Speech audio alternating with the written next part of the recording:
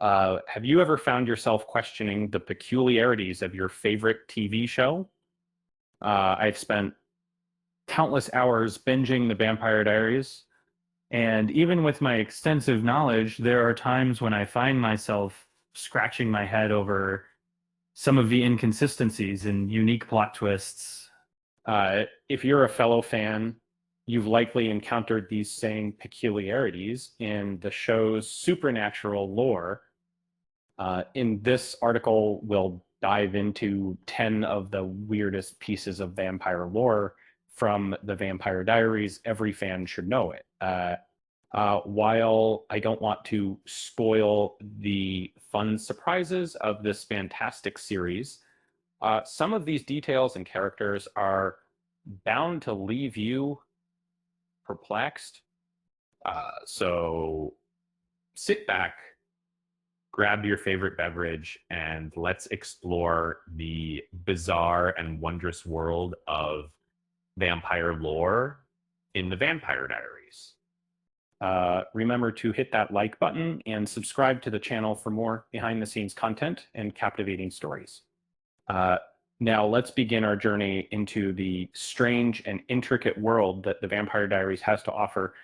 Um, did you know that in this extraordinary series, a small splinter from a white oak tree can put an original vampire to sleep? Um, yes, you heard it right.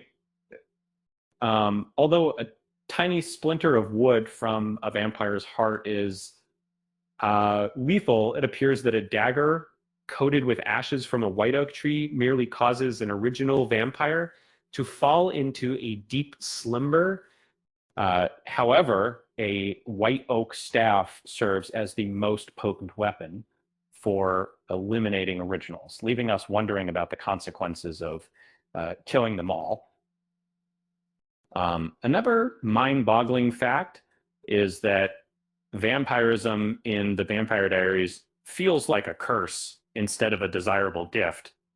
Um, isn't it fascinating that spending eternity in one's prime, coupled with supernatural abilities, is seen as an undesirable existence? And it seems that only those who are wicked appear unfazed by the vampire curse. And it's complicated further by the fact that vampire blood not only heals injuries, but can also be life saving. As you continue your journey through the mystical world of the Vampire Diaries, you'll encounter strange notions like doppelgangers being destined to be together.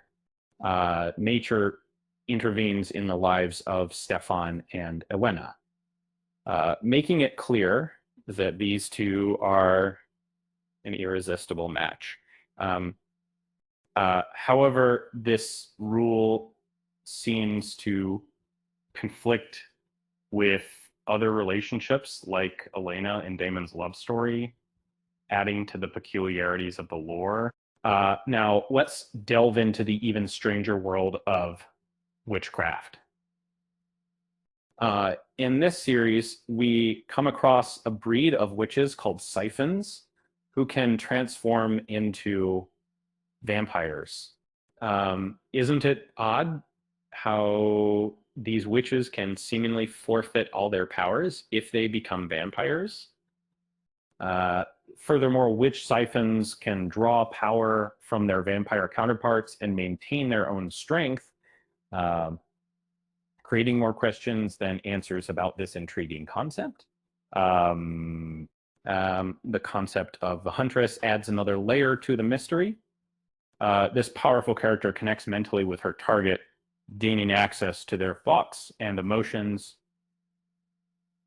The strange bond they share with their marks raises questions about the purpose of this unique connection and the consequences of their actions. Another bizarre aspect of the series is the concept of travelers. These nomadic witches can inhabit different physical forms by using a mystical dagger and incantation. But there are unresolved questions about where the host's soul goes when a traveler takes over. And whether a single body can accommodate more than two souls. As we continue to explore this world, we stumble upon the fascinating fact that Elena's blood holds the key to curing vampirism.